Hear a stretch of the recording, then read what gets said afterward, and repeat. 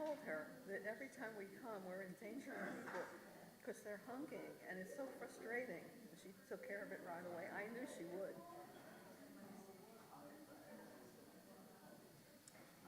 Hi.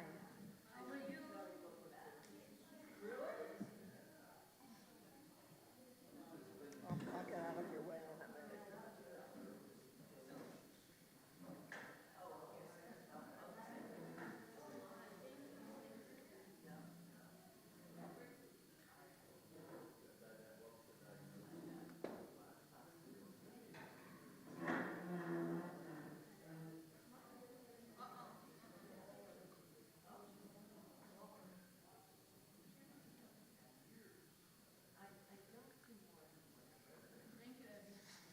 I just got a gift.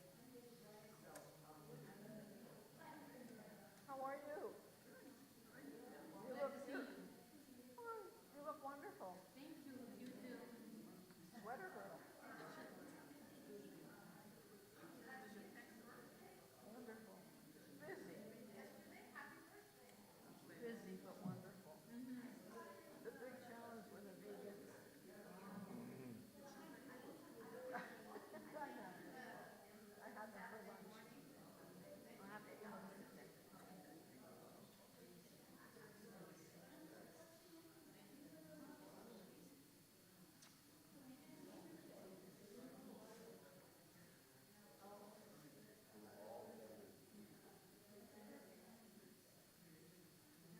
Ziso, how are you? Good. We have to give him a blessing then. We get to give him a blessing. Remind me so I don't forget. Could I make a little announcement? Well, Please, please, well, thank you. okay. Okay, thank you, Rabbi. We're thinking of, well, more than thinking, we're going to have a summer program. So how many of you are interested in coming this summer? Okay, so it'll be just for 4 weeks like last year, and Rabbi will be teaching. So we're talking about, a topic that you could talk about if you want. So what I'm thinking about, and if you folks don't like this topic, let me know, and I'll switch it to something else. But I have always been fascinated and done a lot of work on, in the late Second Temple period, there were many Jews who were attracted to Jesus's message. And they left, and they became part of Jesus's congregation. We never talk about Jesus. We just never do. And we should know something about this. We don't embrace Christianity's idea of his importance in history, but we should know something. And those Jews who followed him, his congregation, he was a Jewish rabbi teaching Jews. They were called the Nazarenes.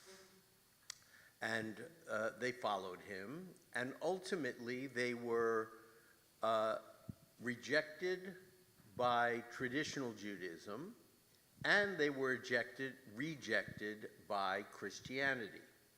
They went off on their own and eventually petered out. And Christianity blossomed, Judaism kept going. And so I wanted to do a number of sessions on how that group started, what they believed, and what their history was in the course of the late Second Temple period. Is that interesting to you or not? Very interesting? Okay, good. I think it's fascinating because we never talk about that. And I like to talk about everything that goes into our tradition.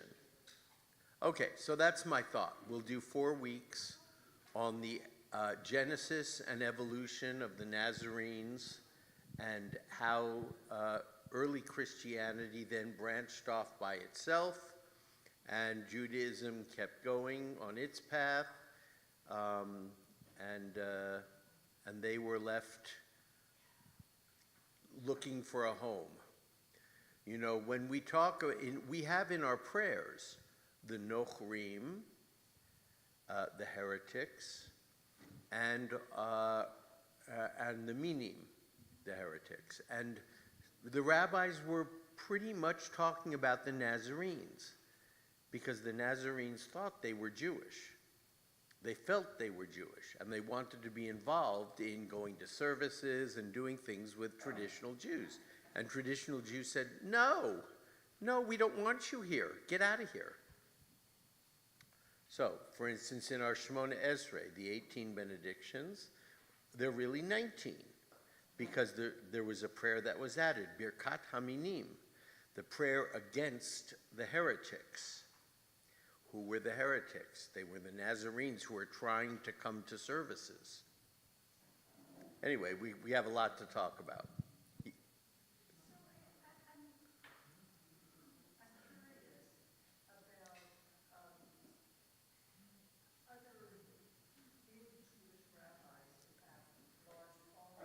You're curious about other big Jewish rabbis who have large followings.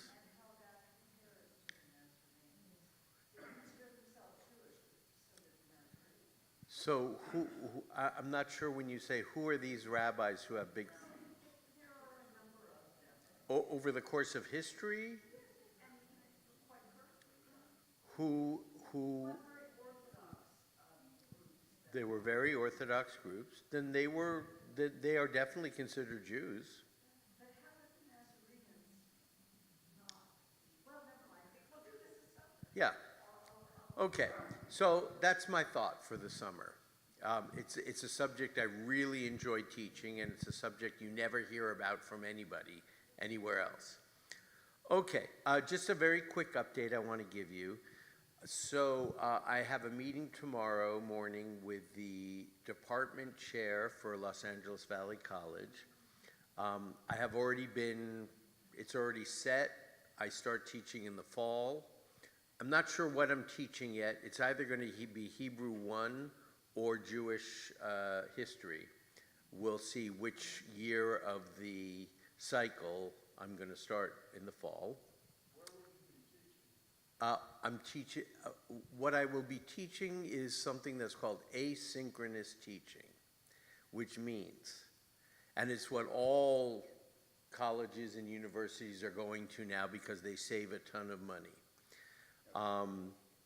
I set up the course. I set up the syllabus, I set up the assignments, and the people then register for the class. They get sent the syllabus. They are required to do the work on their own at home and then submit it to me for me to grade or to look at or to evaluate. There is no teaching like this. I'm not in front of a group. There may be a few taped sessions, but in general, I set up the syllabus, and then they do the work on their own and submit it to me. There's no classrooms, there's no lights, there's no, so colleges save a lot of money. Do I think it's the best way to teach? No, absolutely not. But this is what they have offered me, and I'm definitely going to take it. So tomorrow morning, I am learning what the schedule is going to be, and we're registering me to take a class in how to teach an asynchronous class. It's required by the school district that I have to learn how to put together all these things and get it set up for them, etc., which I'm very grateful for because I don't know how to do that yet. So I'm grateful to teach that class. No, Valley College, Los Angeles Valley College. I'll be teaching for them. I know, they built a gorgeous new building. So what are they doing with it? I don't know, but I guess some classes are in person, obviously. Many classes are in person, and some are asynchronous. I don't know. So I have that's happening for the fall. And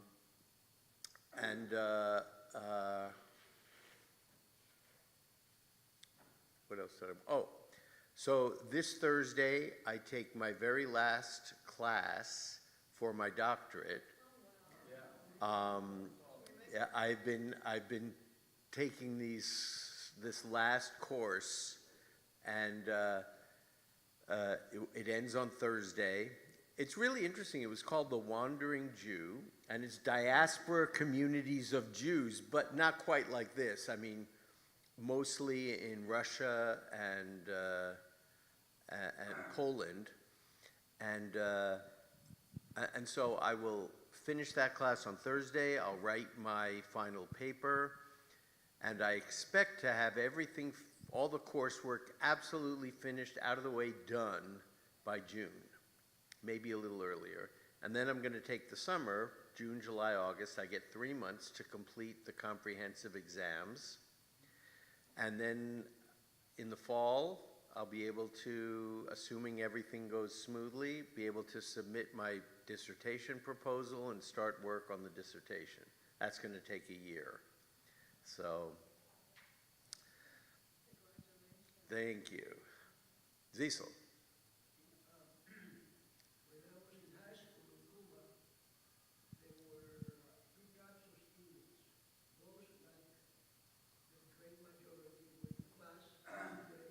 When you were in Cuba as a young man, there were two kinds of students: those who went to class every day, high school, and there were others.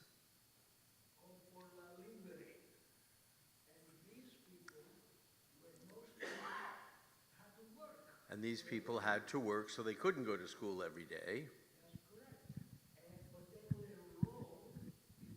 They would enroll in the high school, and at the end of the year, they would get the same final exam like everybody else, and if they passed, they could move forward. Yeah? Not having ever attended. Yep, very good. So, anyway, lots of good things happening. I have 2 Spanish classes that I take a week, and now I've been taking a Hebrew class once a week because I got to get ready to teach Hebrew, and it's very nice because you know, in rabbinical school everything was biblical Hebrew, so I learned biblical Hebrew with a tiny bit of modern Hebrew, and they're not the same at all. Biblical Hebrew to modern Hebrew is sort of kind of like Shakespearean English to modern English. It's not that far off, but it still is. It's like old Hebrew that nobody speaks. So I had a little trepidation going in because the only class that was open was sort of like intermediate Hebrew. And I thought, oh God, I'm going to die in this class. And as it turns out, he thinks I speak incredibly well for somebody who's never taken modern Hebrew before. So I'm having a great time with it. Okay, time for us to get to our topic today, which is going to be the country of Zambia. Has anybody heard of Zambia? I didn't. Yes? Has anybody been to Zambia? Yes? Oh, tell us about it. Come, wait, come. Wait, come up, tell us about it. I don't really remember exactly.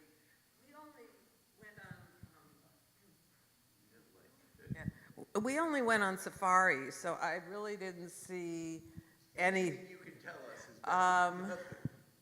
Well, if I recall correctly, it's kind of a dryish, savanna type country. We saw lots of giraffes, zebras. Did you go to any of the cities? No, this tour, the only city we went to which was not in Zambia, was Victoria Falls, and that's hardly it's like a town, not a city. Okay. So this tour was all safaris, and so I don't remember which lodge was in Zambia, but they were all, you know, they're all set up. They're like glamping, not and. Anybody else know? Yes, Cecil. People of Zambia are called Zambinos. Zambinos. No, Zambians.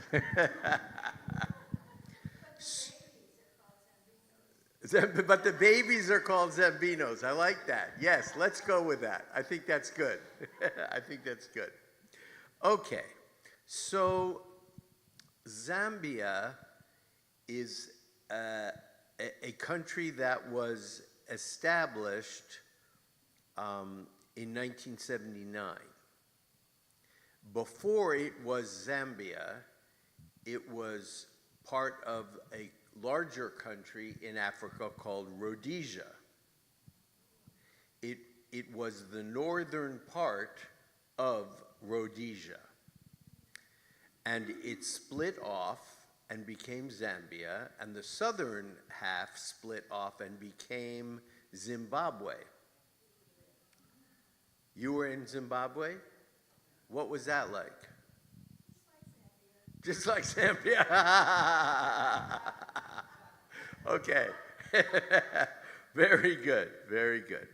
Okay, so the history of Jews in Zambia goes back to the very, very early 20th century, 1901, and also the late, and it had been under British rule since the 18th century. It was a British colony since the 18th century. And Rhodesia had a lot of gold, it had a lot of copper, and it had a lot of coal. So it was prized, obviously, for minerals.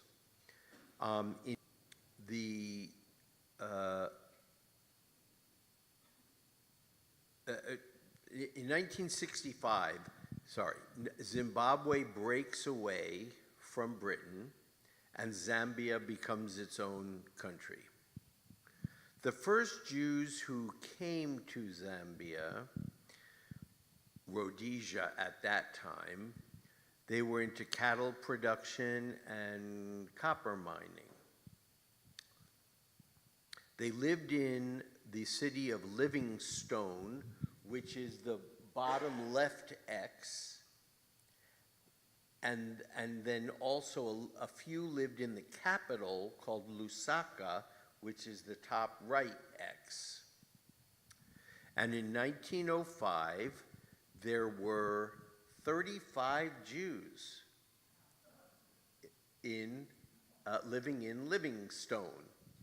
Now, so if they came over in 1901, where do you think they came over from? What was going on in 1901? Good. Russia is the answer. What was going on in Russia? Pogroms. Good. Why were there pogroms in Russia? They don't like Jews. Okay. Little more. Good. That's true. But can I get, like, what happened? Assassination. Good. When? 1881. Tsar Alexander II is assassinated. No, not by Jews, by anti-monarchists, Russian anti-monarchists. But there was a Jew who was very loosely associated with one of the people who assassinated the Tsar.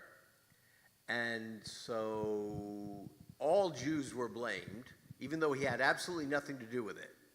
All Jews were blamed, and that started a wave of pogroms and anti-Semitism, which gave rise to the Aliyot, to Israel, right? The first Aliyah, the second Aliyah, and So, and really I should call them aliyah, because that's, when we get called to the Torah on Saturday morning, we say an aliyah. But if we say the first aliyah, that's the more correct way to say it, is that means the waves of immigration to Israel. They were fleeing the anti-Semitism in Russia and Eastern Europe at the time.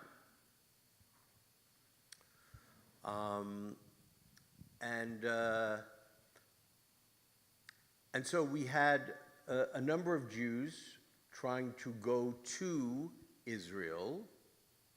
It's not Israel yet, it's Palestine, but they were trying to go over. And as Zionism began to take hold, remember, Zionism begins when? Very nice. Late 1800s. And very nice. And it begins to gain steam, right? And who is the person we are thinking of? Theodore Herzl. Very good, very good. Okay. So Zionism is beginning to gain steam. Jews in Russia and Eastern Europe are trying to figure out what to do because of the anti-Semitism and the pogroms. So some are going to Israel, Palestine. Some are going to America, right? During the turn of the century, at the turn of the century, we had the largest group of Jews coming in through Ellis Island. Who had come before them? Jews from Germany. Very good, very good. Just as we remind ourselves what's going on here, the German Jews were mostly assimilated, educated, they had money, they were machers.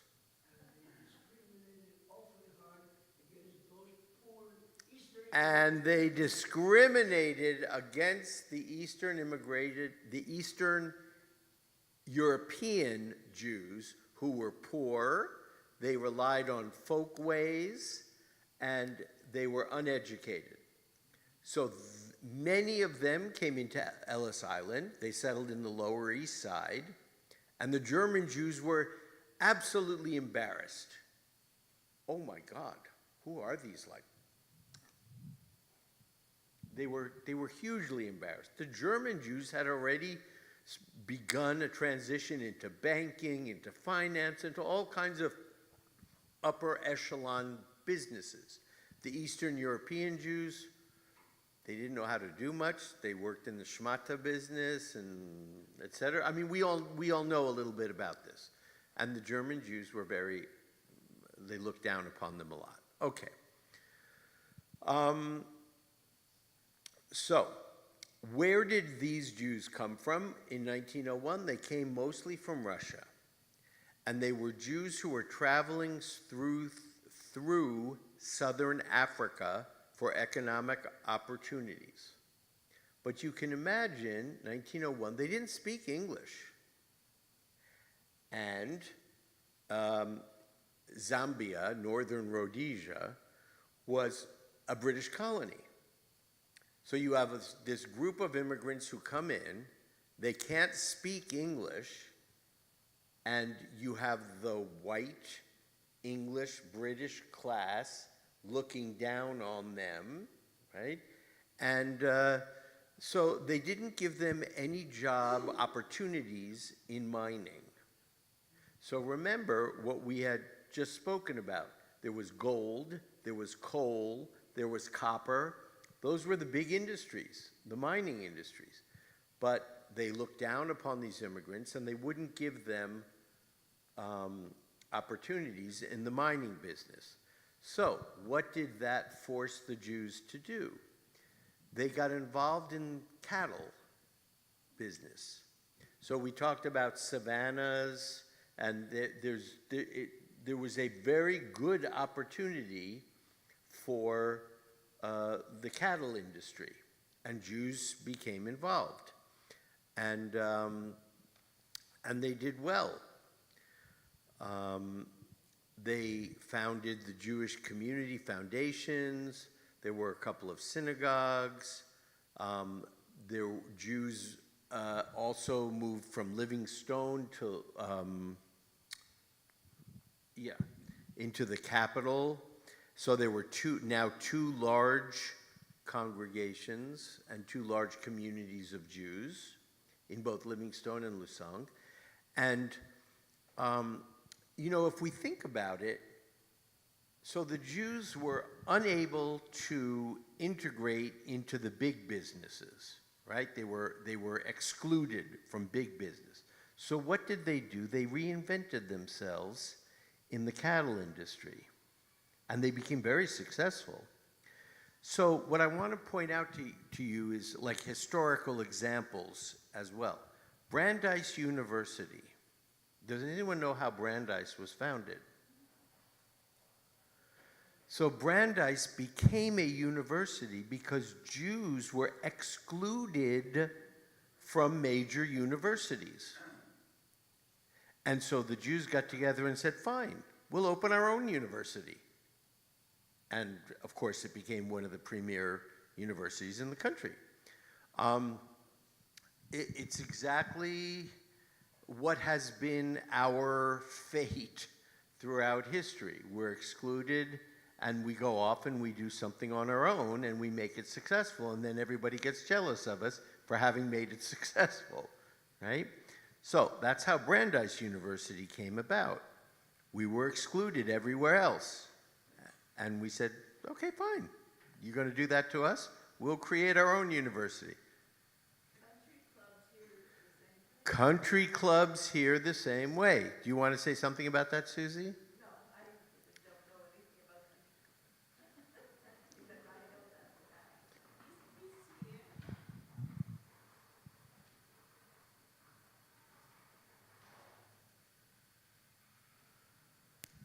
UCLA Medical School usually accepting 20 to 40 Jewish kids to become doctors.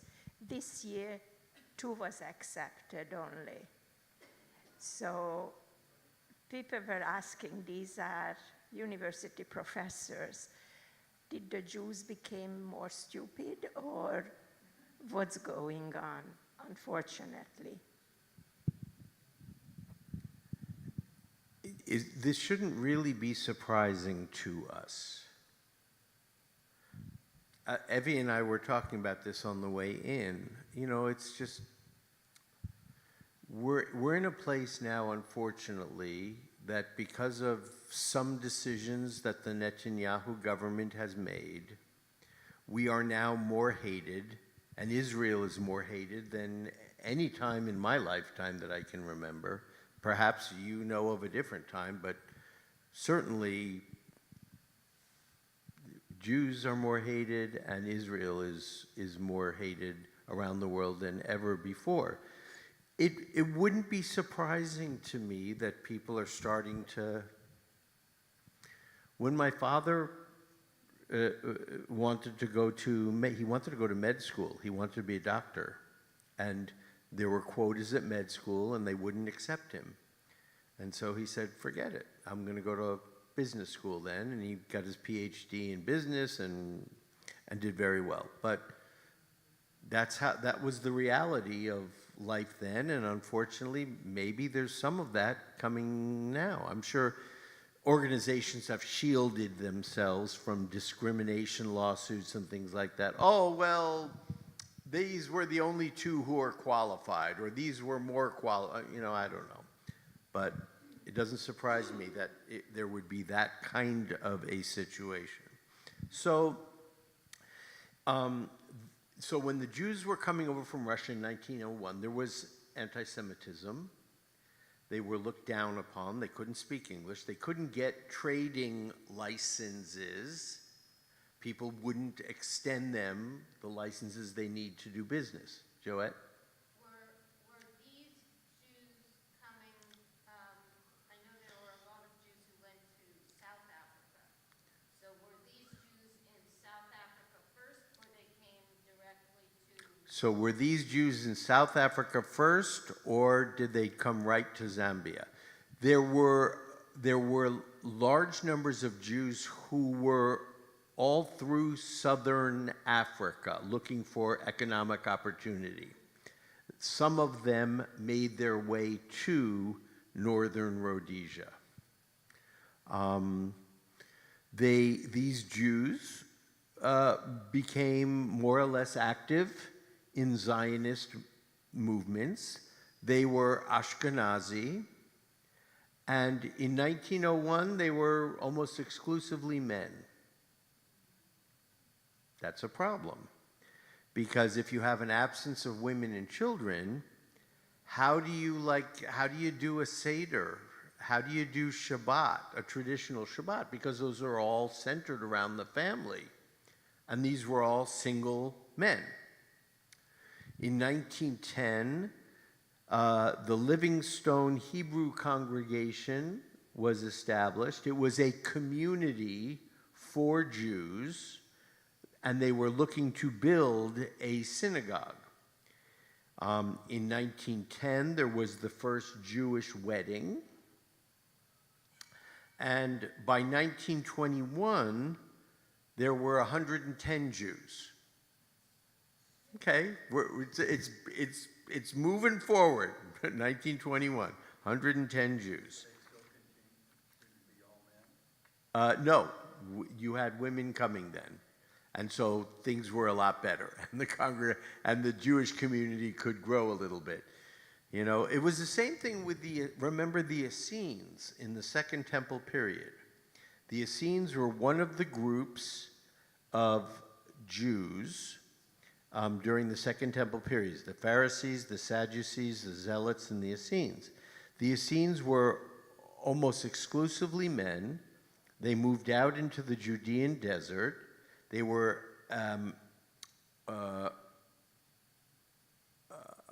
overly concerned with ritual purity. There are many, many mikvaot in the Essene communities, but they were all men. How do you get little Essenes? Little Zambinos? If you don't, you know, sometimes the men are very short-sighted. And it's like, you know, without the women, you're in bad shape. You're in trouble without the women. Anyway, so we had 1921, and there were, what did I say? 110 Jews. All right.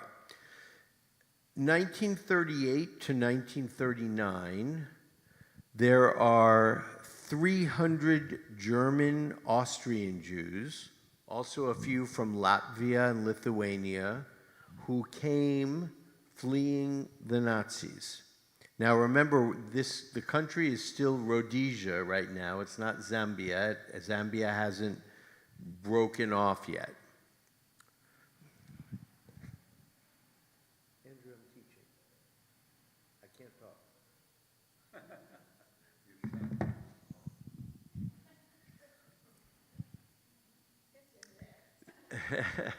My son, yes.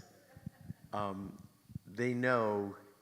You know, one of the things with my dad had a very big job at Nestle Corporation in White Plains, New York. He had a big corner office, and he was very big shot. And one of the things I remember as a child, we wouldn't call him all that much, but whenever we called, if he was in a meeting, it didn't matter. He stopped and he picked up the phone and took our call. He never, ever didn't take our call. And I remember telling him that when he was close to death. I remember telling him, you know, I just want you to know that I knew this, I saw this, and he was very touched by that. So, but sometimes Andrew gets a little, I told him, if it's an emergency, well, an emergency to him is, we have no milk. Okay, sorry, nothing I can do about that right now. Okay, all right, so between 1938 and 1939, and we know this is the time when Hitler is gaining power, right? There are 300 German and Austrian Jews, also some from Latvia and Lithuania, and they were fleeing the Nazis. The Latvian and Lithuanian Jews who came over spoke Yiddish, only Yiddish. And there was a plan by the British government at that time, because Rhodesia was welcoming to Jews. And it was a very big open country with lots of savannas, right? And lots of opportunities for Jews to live there safely and succeed. And there was a plan by the British Planning Committee, okay, we're going to have a mass immigration of Jews from Europe who need to escape, who need to get out. They'll come here to Rhodesia and everything's going to be wonderful for them. And it would have been. But what happened is members of the planning committee just sort of never pursued it. And if you think about it, why would they have done that? So at that time in history, you had a large, white, upper-class British population of Rhodesia. You also had a significant black population, right? It was Africa. But the ruling party at the time easily was white and upper-class and British. And they wanted to preserve their status. It could have saved many, many, many, many thousands of Jews, but they just kind of pushed it to the side, and it never happened. What a pity! What a tragedy! So by 1960, there were 1,000 Jews in northern Rhodesia. This was pretty much the height of the Jewish population of what is now Zambia. Over time, those who immigrated, especially during the World War II period, they didn't have much money. They brought minimal cash, but they had a lot of ambition and they had a lot of drive. And as we said, there was a lot of economic development that was available to them in the cattle industry. And what they did was they established themselves very firmly in that industry, and they succeeded brilliantly, so that they had a reputation of being involved in trading fairly, that they had principled transactions, and they had well-financed businesses. And we've seen this time and time again with our people, right?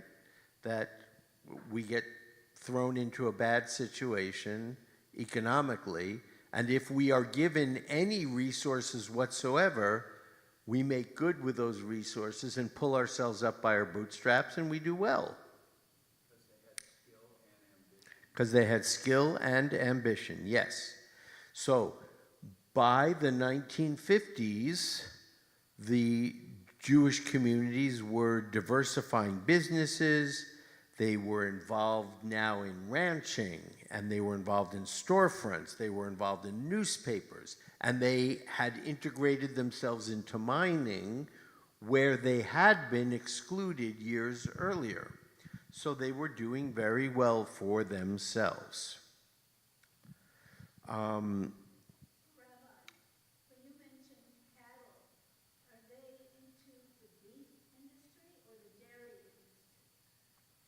Mostly into the beef industry was my understanding, because they were also involved in they called it butchery, so slaughtering the animals, yes, for meat. After the Holocaust, there were about, as we said, 1,000 to 1,200 Jews, and it was still Rhodesia, and that was the largest that the population had become of Jews.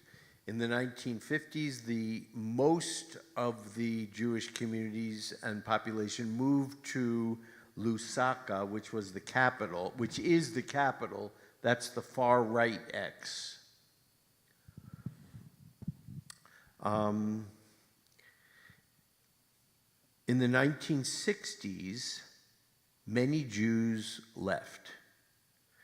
They went to Israel. They went to other places. By 1968, there were only 600 left. So that's half of what had been there in the 50s. In 1978, the Council for Zambia Jewry was established in Lusaka. And now, unfortunately, there are 35 Jews in Zambia. There are 35 of us. And they have one temple, one synagogue in Lusaka, and it's called Beit Talmidim, the House of Students. And from what I can tell, they are a traditional synagogue, but they're not affiliated with anybody. They're just a traditional synagogue. I could not find Chabad in Zambia. It's like, what? I guess with only 35 Jews, they figured, I mean, this is not making fun, but I guess with only 35, they figured, look, this is not a fertile ground for us to put a Chabad house. As I said, they have one synagogue. They have a traveling rabbi who comes to the synagogue for big services or big events. Mostly, I assume then, they're lay-led, because as a traditional synagogue, they made a point of saying we observe Shabbat as well as other festivals and holidays. So it must be lay-led for those, for the rest of the year. There are 6 cemeteries in Zambia, only 2 of which really are viable anymore, and those are the 2 big cities, Livingstone and Lusaka. They have very, very limited access to kosher food, almost no access to kosher food. I tried really hard because, look, if it's a traditional synagogue, then they would probably advocate for keeping kosher, but the ability to get kosher food is very, very limited. So I'm not quite sure how they're doing that, but I guess they can if it's, I guess if it's imported, they could get it. That must be the only way that they can. But it said on several different sites that I looked at that kosher food was difficult to get.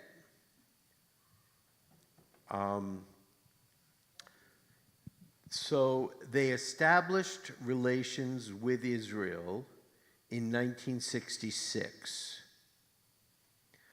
And so remember, Rhodesia is Rhodesia between 1965 and 1979. And in 1965,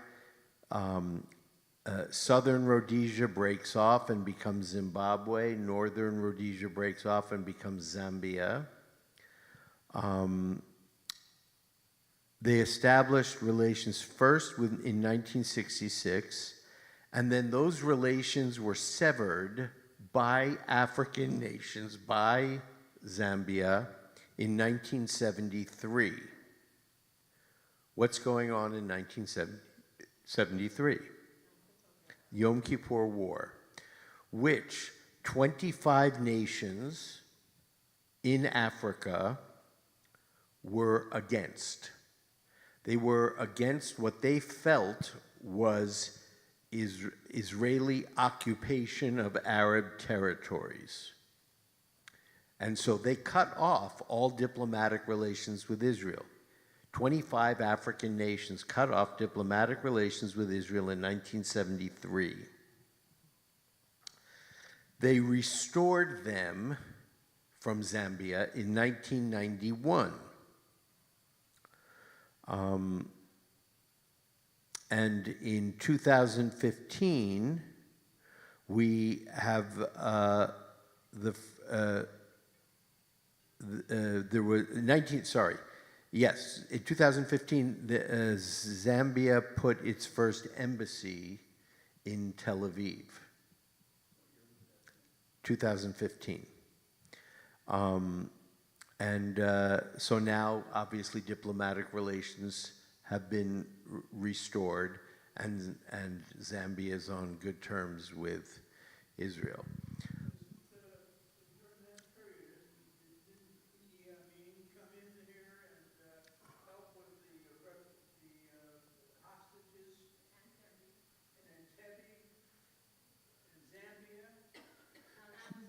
That was Uganda. That was Uganda. If you're looking at Africa, Uganda's like here. Yes, that was, Idi Amin was Uganda. Yes. Yes, Cecil. No. Yes.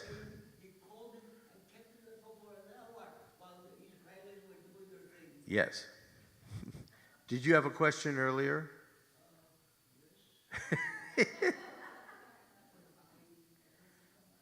Sorry.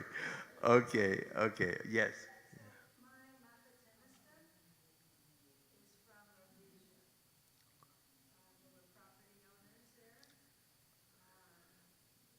Family member was from Rhodesia. They were property owners. Your daughter's mother-in-law. As a young woman, she moved to South Africa. Her twin sister moved to Israel. Her brother moved to London. So they were spread everywhere. Yep. And then they moved to Canada. Yep.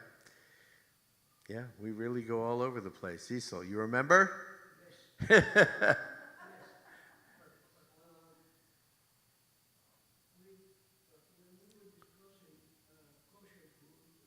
When we were discussing kosher food, the only place in Cuba you could get kosher beef in Havana. You had a shochet in Havana.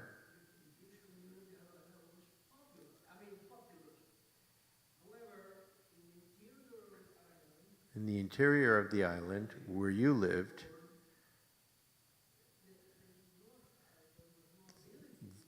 there was no access to kosher food. So if you're not a shochet yourself, you had to go to the butcher shop.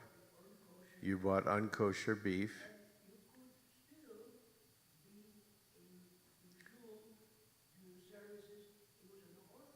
You did the best you could. Yes, adapted to the situation. If there's no access to kosher food, then there's no access to kosher food. Okay, so this is Zambia, and mostly Jews fleeing Russian anti-Semitism in the beginning, and then more immigration. Jews were excluded from all of the major industries in the beginning, but then we very much succeeded in the cattle industry, and we branched off into a number of other industries and became very successful. Jews were absolutely involved in Zambian politics.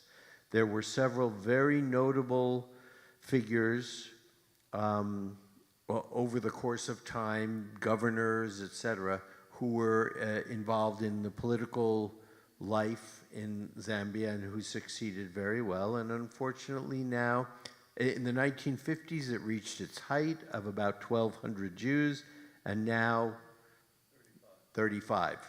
One synagogue in the capital, and how do you mean? I saw a picture. And the picture seemed to be fairly recent, and they looked like they were like 50s, 60s kind of age. They didn't look, yeah, babies, right?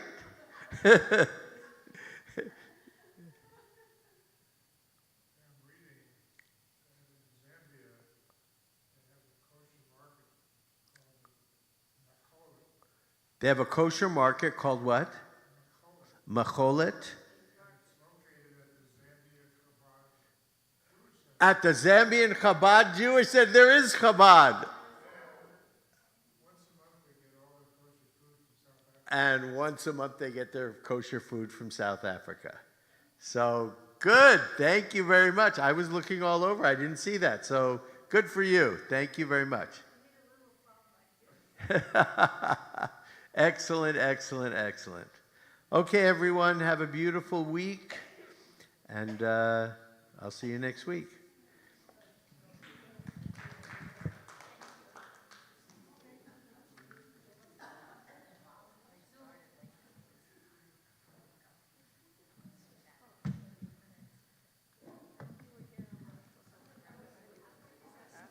After I spoke, I looked up the map, and then I realized Livingston, we drove through Livingston, we didn't really stop there, and I saw a sign that said Jewish Museum.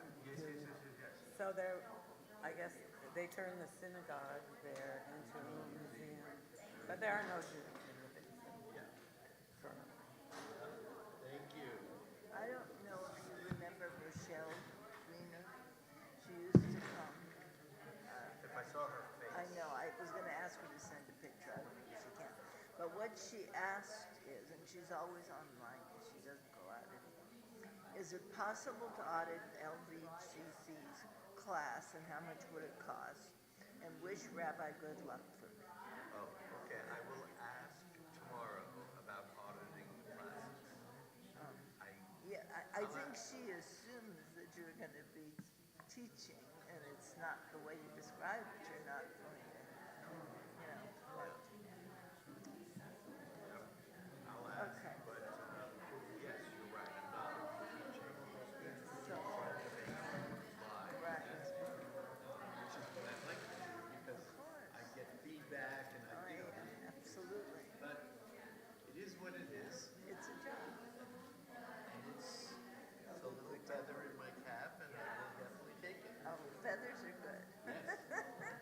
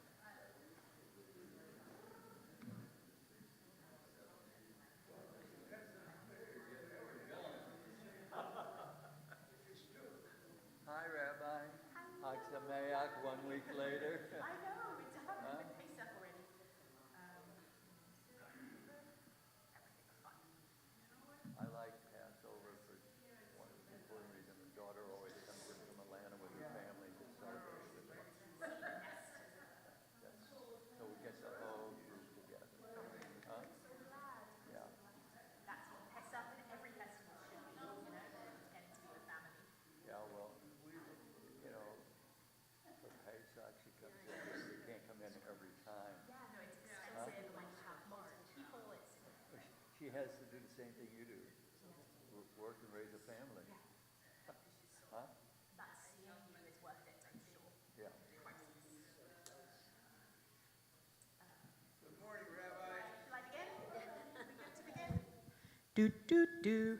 I always prefer the other mic, so I'm going to do that.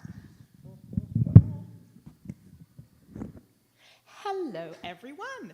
It is so lovely to be back again, subbing for one of the rabbis. And, we have finished our Passover experiences and celebrations. And it's really lovely, by the way, to hear that a lot of you have had a really good Pesach experience and just had the chance to see family in one way or another. And when you're asked just to kind of teach as a substitute, rather than like, okay, you're going to do the whole 10-week course, it means that week to week I get to kind of pick what I want to talk about, what I'm thinking about, which might not be connected at all to previous sessions. So, a few weeks ago, we did some more kind of Pesach-type teachings to get us in the spirit, to tease out themes. And we're not close enough to Shavuot to speak about Shavuot, and I don't really have enough interesting things to say about Lag BaOmer. But I was just thinking seasonally, what would I like to just get the chance to tease out with you? And I just found myself thinking about Shabbat, because you can teach Shabbat anytime, because it was always only a few days past Shabbat, or only a few days until the next Shabbat, meaning it is always relevant. But this isn't obviously just the kind of the basics. We're not that interested in, observance or why Shabbat came to be. The way I've been thinking about it recently, because I've been just studying a lot about justice, pursuing justice in the world, is this idea, this question, which is Shabbat radical? Is it something that's actually quite unusual and special? Is it political? Is it natural? And again, whether you believe God invented Shabbat or humans invented Shabbat, it can still serve, in my opinion at least, quite a radical purpose. So we're going to get the chance to have a look at that. There's two really, for me at least, just mind-blowing sources from the Talmud that we're going to get to look at. And again, we're not interested in, what time do you light candles exactly, although one of the sources is going to be talking about time. But we're also going to be looking at, is Shabbat a political statement? So that's a little bit about where we're going to go. But first, I actually want to open it up to you, just to actually get the chance to personally reflect on what Shabbat means to you. And I'd love to do this in a way that involves everyone. We don't always have time to kind of hear from everyone. But I'd love to, I'll ask a few questions. And I'd love your hand to show me on a spectrum where you personally are with regard to any question. So for example, very much would be hand up high, and not in the least is hand up low. I haven't yet given you the questions, but let's say, do you like the color blue? If you love the color blue, Bridget's got it, hand super high. If you detest the color blue, as low as your hand can go. If you are indifferent to the color blue, but it's fine, shoulder length. Okay? So it's a spectrum, all right? It's a spectrum, which means that in one instant, I can see, and we can see where everyone is.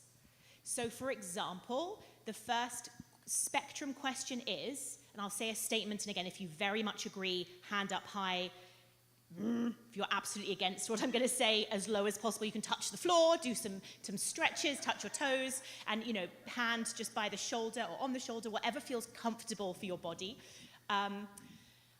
So the first statement is, I look forward to Shabbat.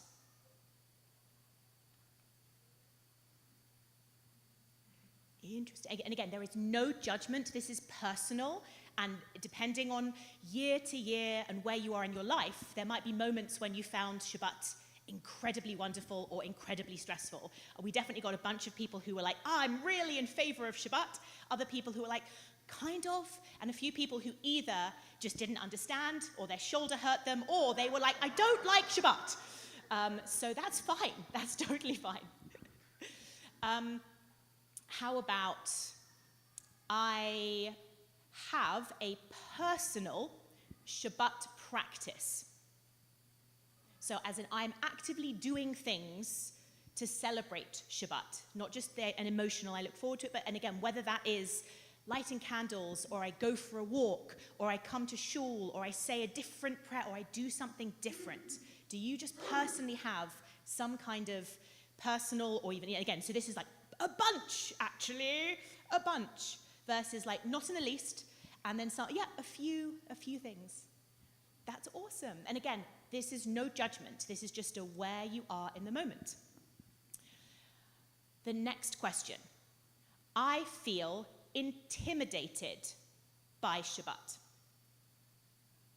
Anyone feel intimidated by Shabbat? Well, it's up to you. Again, for me, I would interpret it as it's a lot. It's a bit of an oppression or a burden. Or again, if you're someone who is in charge of the cooking and cleaning, it could feel like a bit of a duty. You could feel overwhelmed by Shabbat, maybe. And again, this also might be something that would be relevant if you were in a younger stage of life. You know, if you're kind of in that, like for me, I sometimes feel intimidated by Shabbat, of like having to come up with activities, invite people over, do extra cooking, not get the chance to do the things I want to do.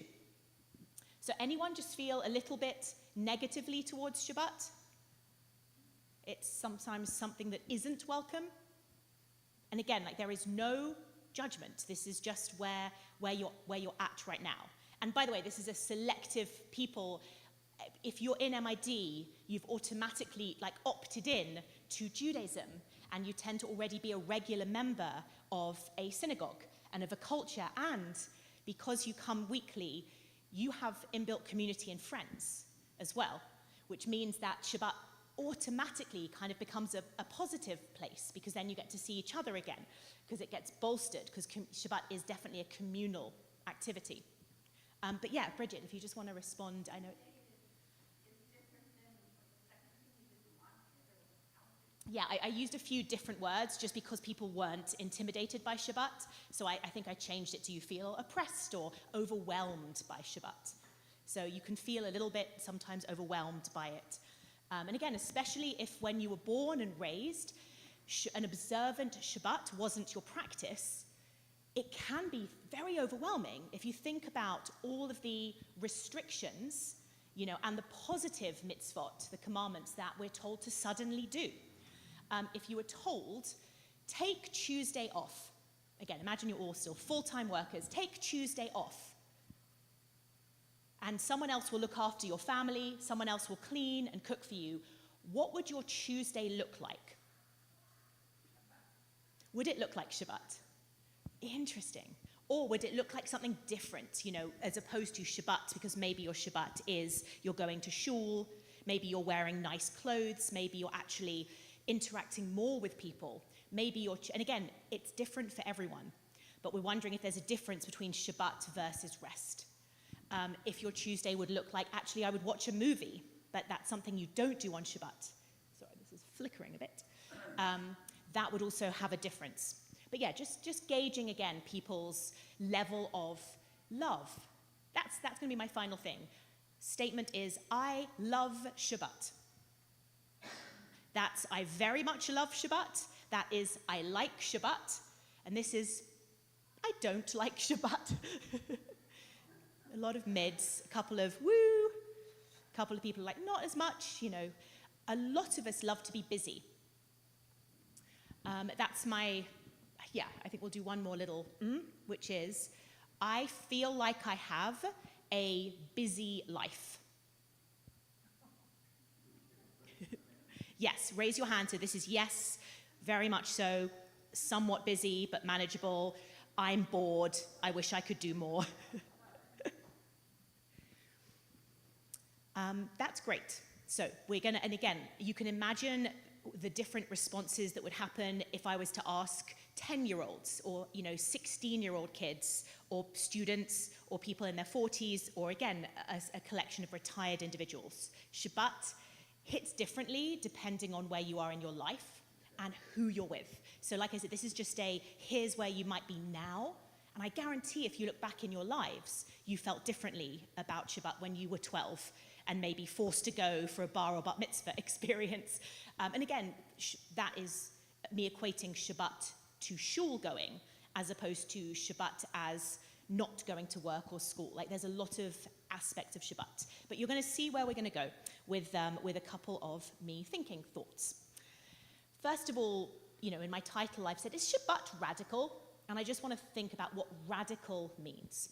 Because radical isn't the status quo and it isn't normal. We often can define words best by saying what they're not versus what they are. So the definitions of radical are, especially when it comes to change or action, relating to or affecting the fundamental nature of something. It's far-reaching and thorough. It's radical, it's deep, but it's advocating or based on thorough or complete political or social change or reform. If something's radical, and you're going to advocate for something to be changed, like that's your position, because we use this often politically. You want social reform, you want something that's different, that's special, that goes against the flow and the status quo. And again, you can be representing or supporting an extreme or progressive section of a political party.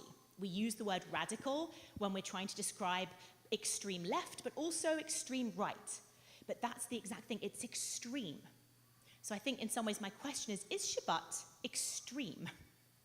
We're going to look at it a little bit like from a sociological, anthropological idea.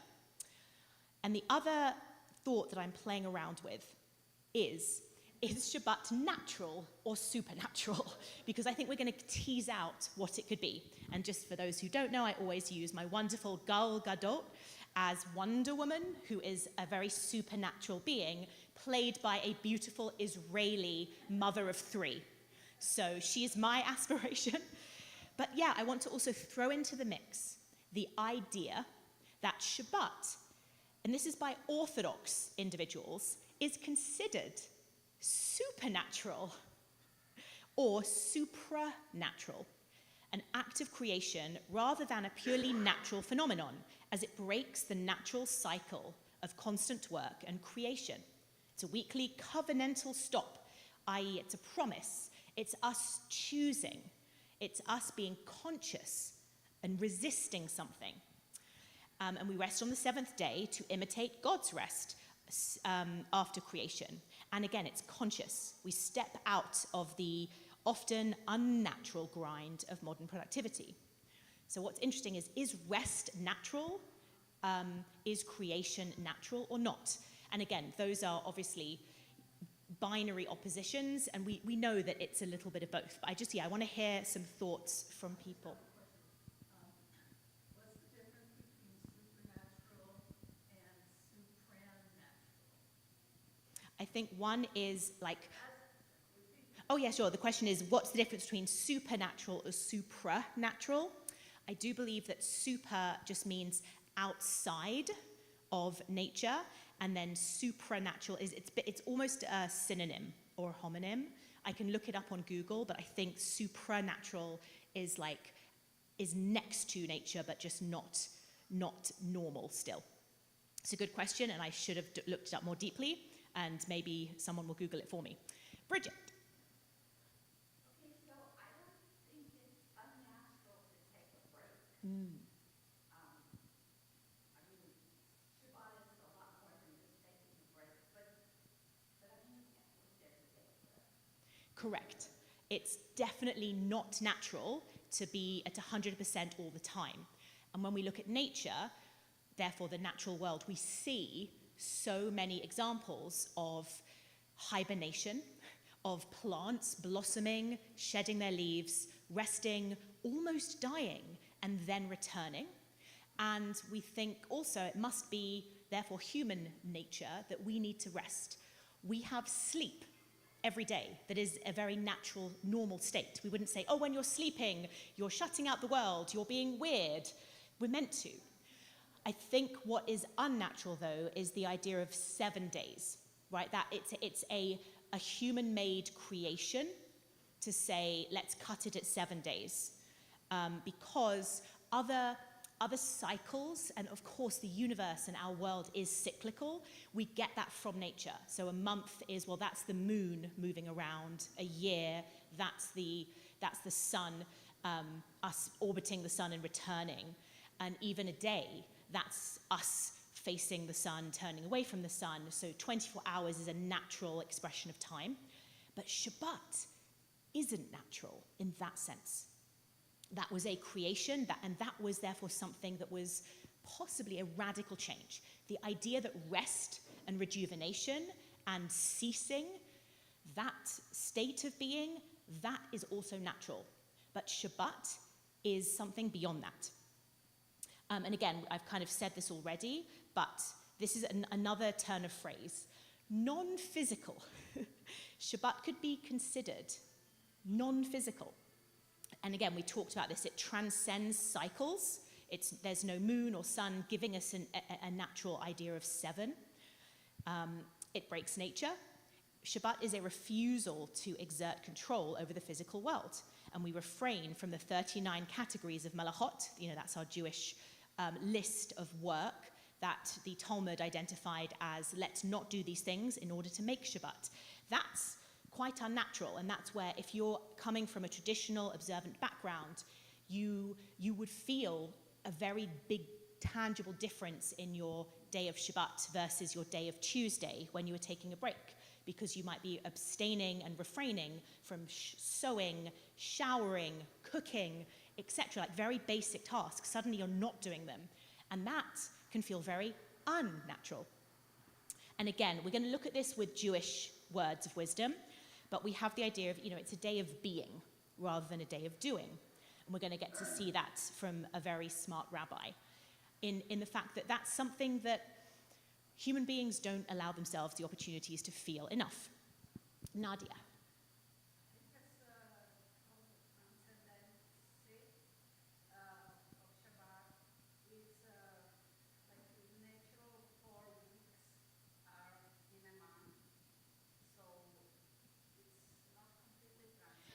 Yes, so I love that point, and I'll say it out loud.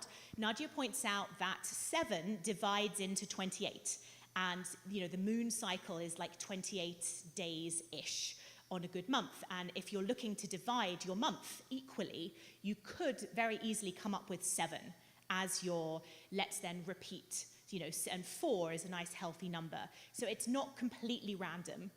And it could very well be that people just felt it in their bodies, like every 7th day I'm exhausted. But it could be that you could have devised a 14-day week, or that you could do every 3 days, and just or even every other day. And there are other, I think the Baha'is have a 9-day week, because 9 is also quite magical. And again, the moon, like the days that the moon is truly shining, we're not sure if it's 28 or 29 exactly, or even 30, and we've kind of added and taken away days. But either way, 7 is still a manipulation. It's a manipulation that we, or that God, invented. And that is very exciting to me. And again, I love using the word supernatural, but there's the supernatural element of Shabbat. And we're going to see this in Heschel. There's going to be a quote from Heschel very soon, obviously, that Shabbat is described as something that's just not physical. It's a feeling, it's an emotion, it's eternity. So let's bring in, oh, please, Zissel. Yeah.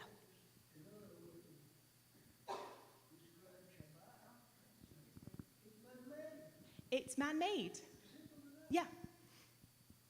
I love that. And again, from our Torah, we see that God is prototyping it. And if we believe that humans kind of came up with the Torah and projected onto their God what we are meant to do, we can absolutely say this is human or this is God. But either way, it's a kind of intentional, deliberate creation That is radical, and here is why. And by the way, capitalism might not be argued as a natural state of being either, because again, we think about how humans acted thousands and thousands of years ago, and it was probably incredibly different. And what would Shabbat have looked like for the earliest possible humans? You know, was there a difference? Were they allowed to take a day off from hunting and gathering? Would they just leave their fire on? Or was it just that Shabbat was a more modern invention? But what we've experienced for the last thousands of years is capitalism. And the idea of choosing to have Shabbat in the 21st century, at least argues Dr. Rabbi Julia Belzer, she argues that it's actually today a very political, radical statement on your life. Capitalism, she says, is the assumption that we can assess people's value on the basis of how much and how fast they produce. And that is a direct violation of her ethical principles. What needs to change? She's very upset by capitalism, and we all are, I think. I think we are in a place whereby we understand that we need to buy things, to exchange things, to compensate people for working hard, for sharing resources. By the way, I can hear Jonah's voice in those playing kids, so it's actually bringing me joy, even though it's loud, because my little boy Jonah is playing outside right now. Cute. I wonder if he can hear my voice. Is that my mummy waffling on?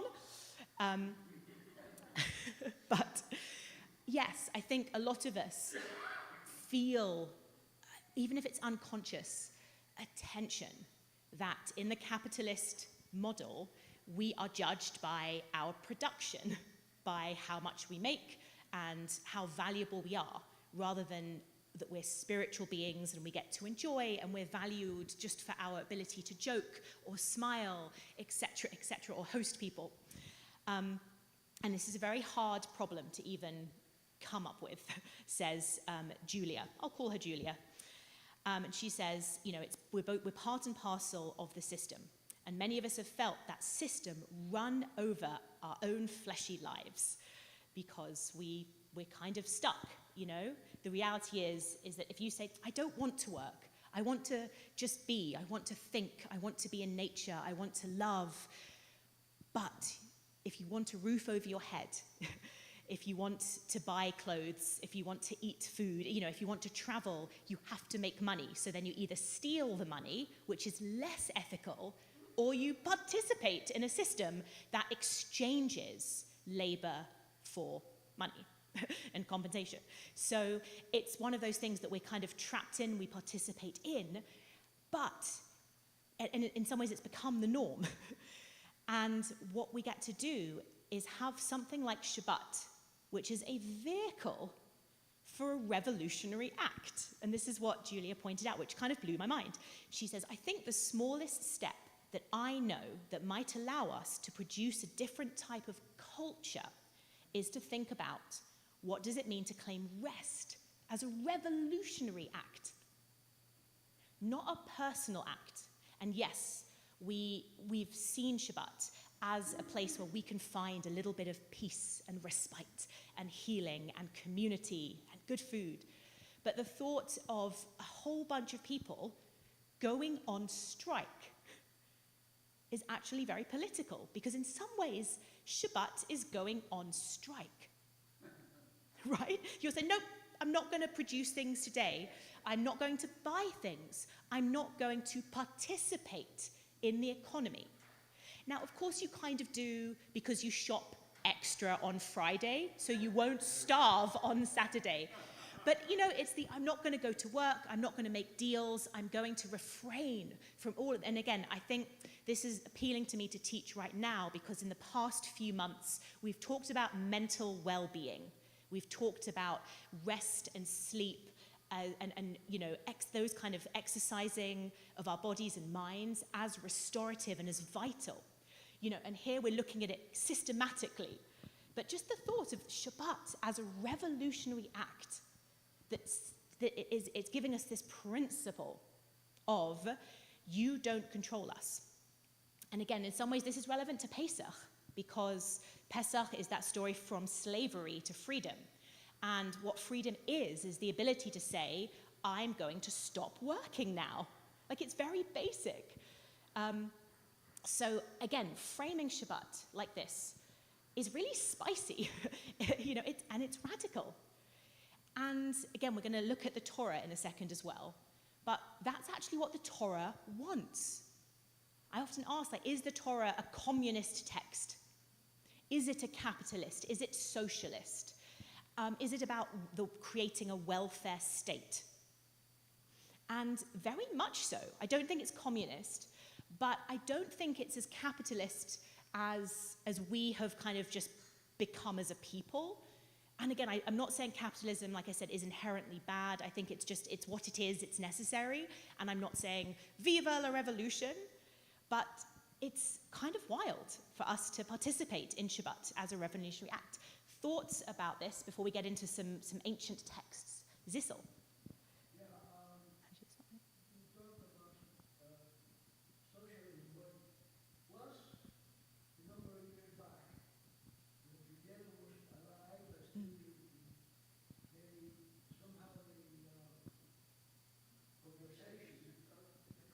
I'll summarize it, I promise.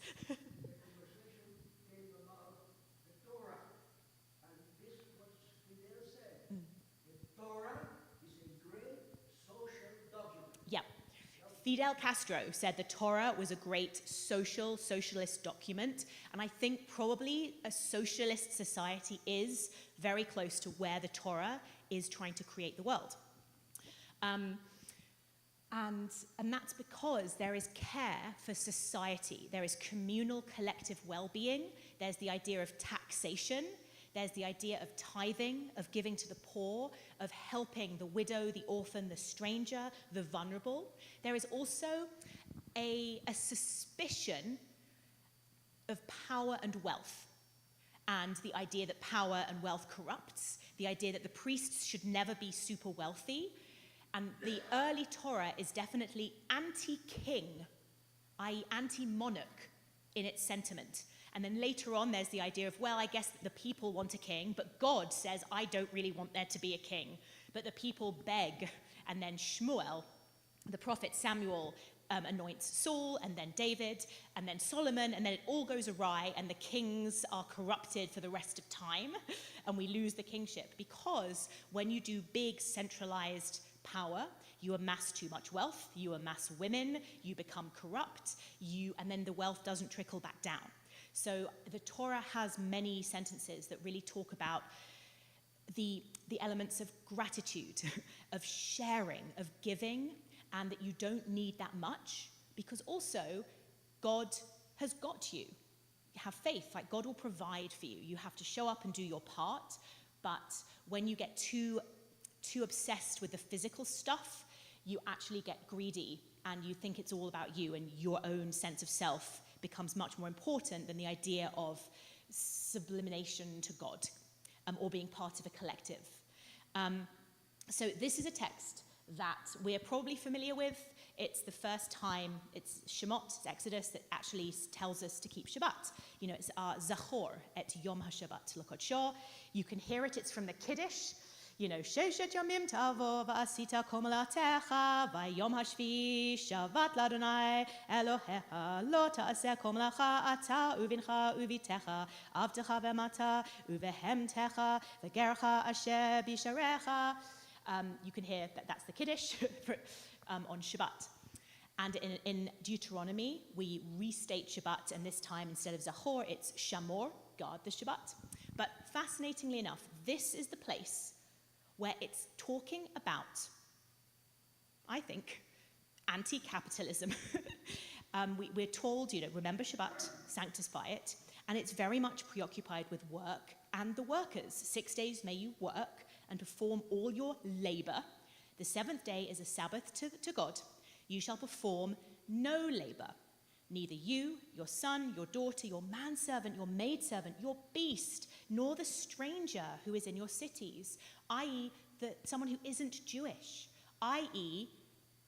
everyone, including beasts, i.e., we should all opt out of working. It's not meant to just be for the Jewish people, because also if the Jewish people are connected with their neighbors, it doesn't really make a political statement, because then the Jewish people are just kind of suffering quietly. But what does it mean that Shabbat is meant to apply to everyone? And what would it feel like for your whole community if everyone really, really dropped their tools and instead became spiritual beings? Then you really would suddenly make less money, as a gross, country. And not gross as in disgusting, but like your gross net worth.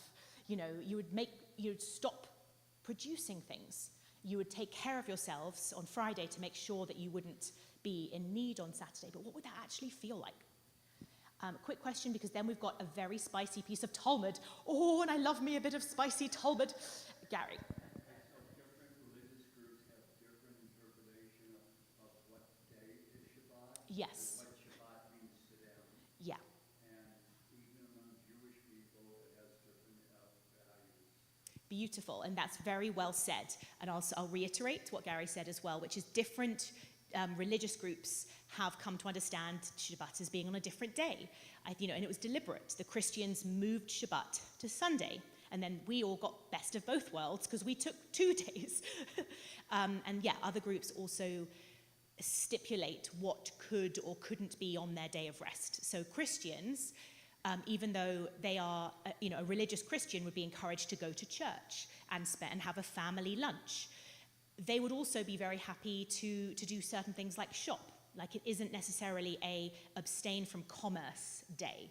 But if you notice, there are Christian establishments today that are shut on Sunday because they're religious. And again, I actually think that's very beautiful. It's the idea of nope. In England, growing up as a kid, all supermarkets closed early on Sunday. And thank God, because it meant that the workers got to have a few extra hours with their families. And they weren't going to church at 5 p.m., but it was the idea of you need a break. I think, and again, this is why it is natural and it is normal for people to need to have that break. But unfortunately, right now, we're in a 24-hour society is open. We're global. So we're doing business with people at 11 p.m. because it's 7 a.m. for that bank. And again, this is just the way that the world is right now. And again, I'm not saying we need Shabbat more than ever. We always needed it. But it helps inform us about what the true essence of Shabbat is, because we often just forget that, and it can feel like a burden. Okay, this is a new, let me take Nadia's point, and then I'm going to tell you a piece of Mishnah. Yes.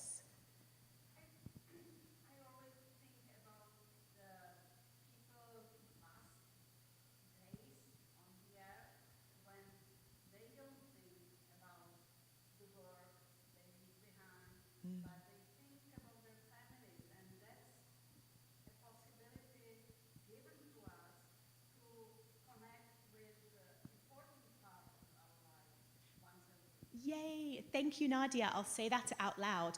When people look back on their lives, they tend not to think about their work, how much money they made, what they did. They suddenly get that profound moment of what was important, which is family, the loves of your life, relationships, how you really impacted your community, 100%.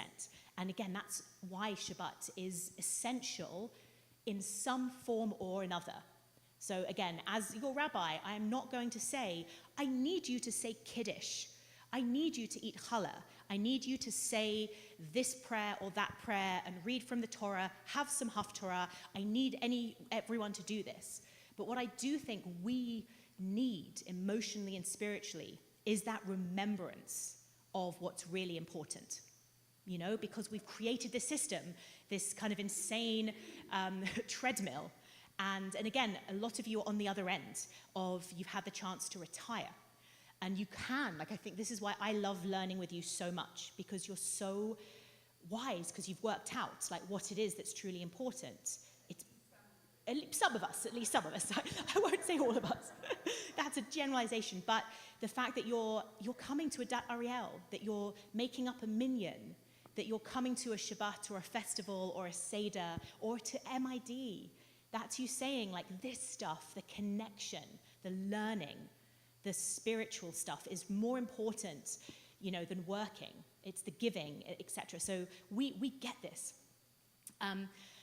That this is the Mishnah. Oh yeah, quick point, and then I'm going to do some Mishnah. My daughter was in Israel. She became religious as an adult. And she said Shabbat gives her what no other day in the week does. Her husband puts down his phone, her kids put down their phone.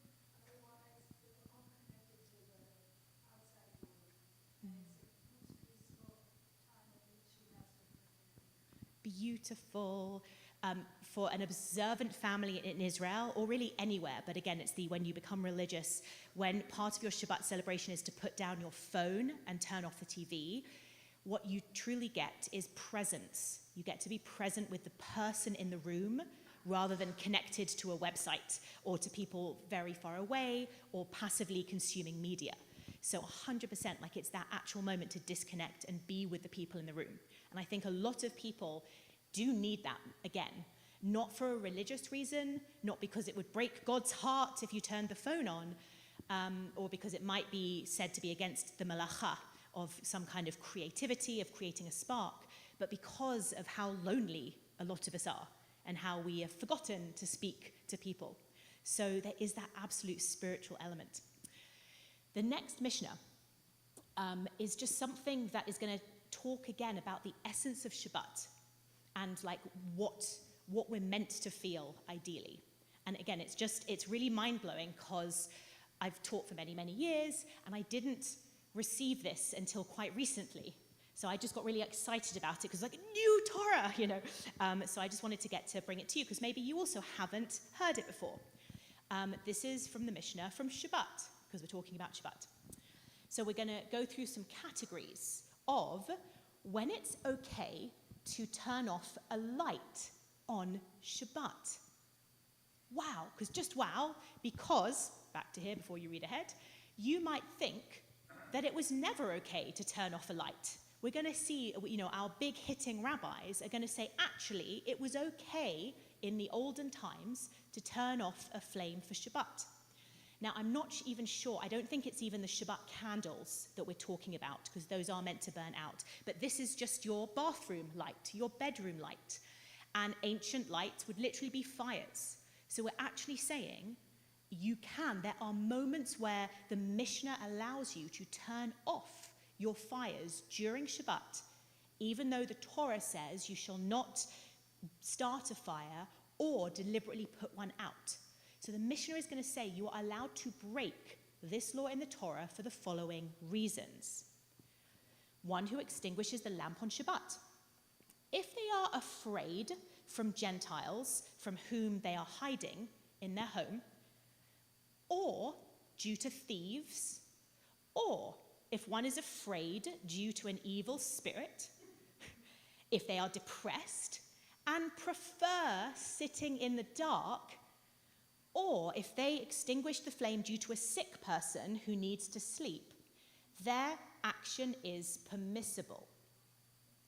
So many reasons there, and we're not just talking about life or death. Like, of course, none of us would argue for a second, keep the light on if there's someone trying to attack you and you want to pretend you're not home, right? You know, it's like, yeah, of course, just like dim the fire, be peaceful, no one's gonna come and like ransack your house.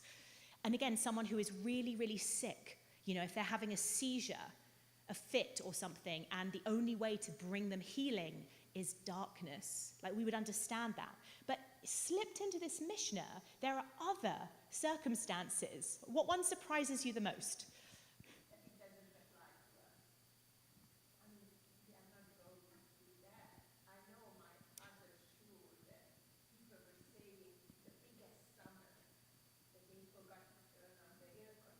Sure.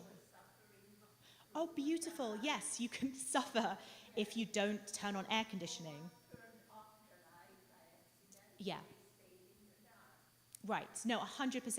This is, again, by the way, it's a bit of a kal v'chomer, or if that, then this. We're saying, hey, if you can extinguish the light for these reasons, you could probably also make a good case to say, if you are really, really sweating and feeling sick in the middle of the summer, but your air conditioner was off in California, you could probably turn it on to bring comfort.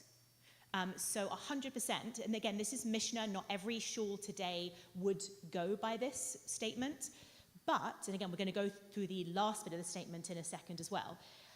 If you are afraid due to an evil spirit, if you are depressed, and if you prefer sitting in the dark. So we're actually going from, like emergency situations to just preferences, comfort levels, which is actually very radical in itself, because you'd think, no. But what the rabbis here are saying is, well, what do they want us to feel on Shabbat? Comfort, beautiful, safety, joy, lack of being afraid. It's physical and it's emotional comfort. They're saying, don't sit in the dark. Don't you dare sit in the dark for 12 hours because unfortunately you forgot to program your lights. That's not Shabbat. That was terrible. This is your one day off from the capitalist machine, and you're going to be in the dark and not be able to see the faces of your grandchildren or be able to play shesh besh because it's too dark. You silly Jews, you're allowed to extinguish the flame from these easy, lovely fixes to, like, of course, if your life is in danger. But yeah, so first of all, that's an incredibly powerful piece of Mishnah that says how important Shabbat is, but how we sometimes get it wrong. We get fixated on the halakha, and we actually really do need to talk about the feeling, the spiritual dimension that we get. And by the way, you are still allowed to sit in the dark if you want. It's not saying you're not allowed to do that, but it says it is permissible. If you want the light off or on, it is permissible. However, and this, to me, this is the exciting bit of Torah that I've never seen before.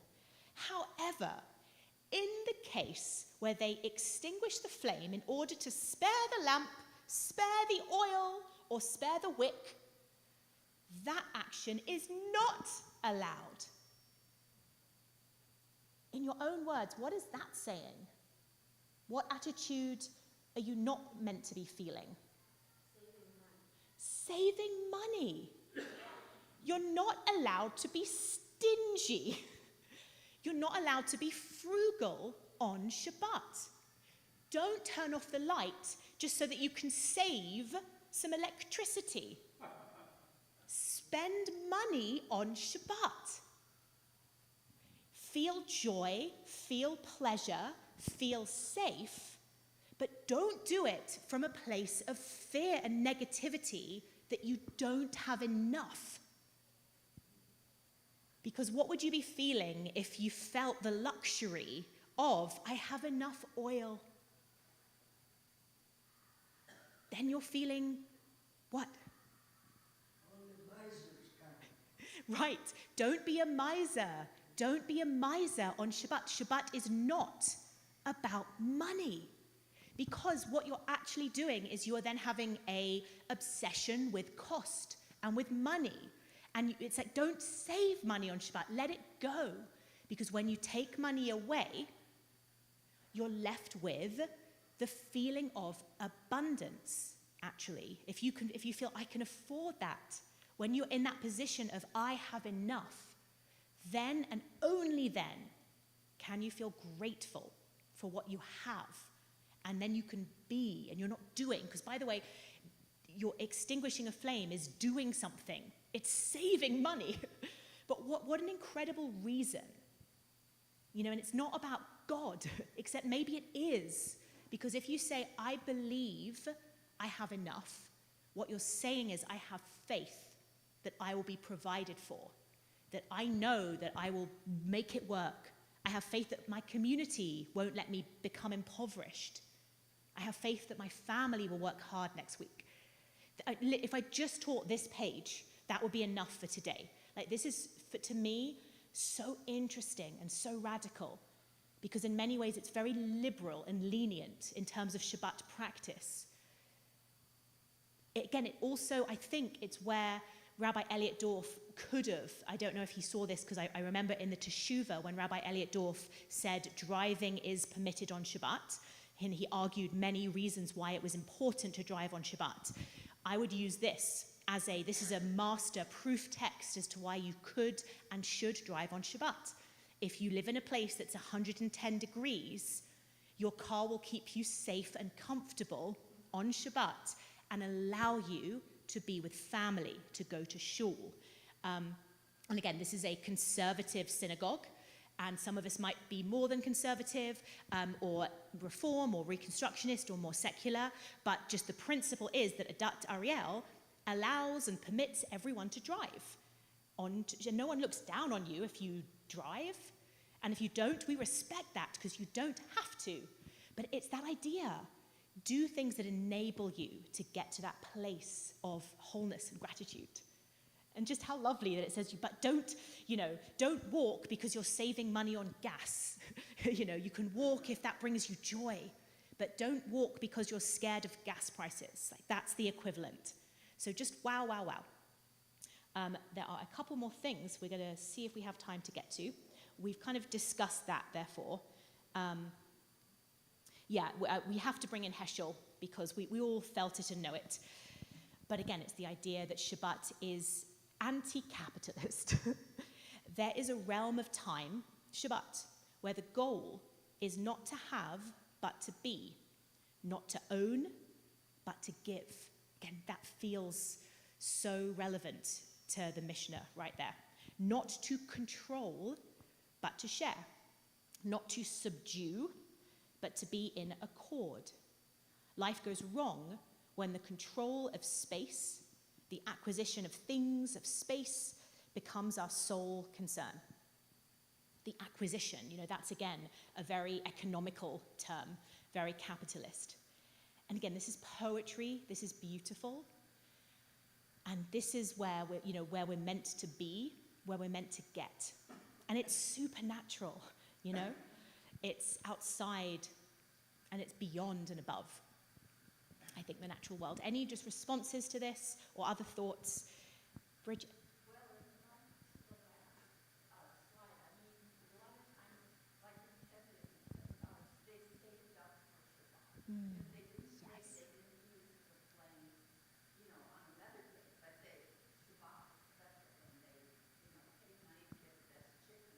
Beautiful, and and that's worth saying out loud, that it is a Shabbat practice that you actually think about and prepare for Shabbat the whole week. That in ancient times, communities would really save up for Shabbat, and that would be the day they would have meat.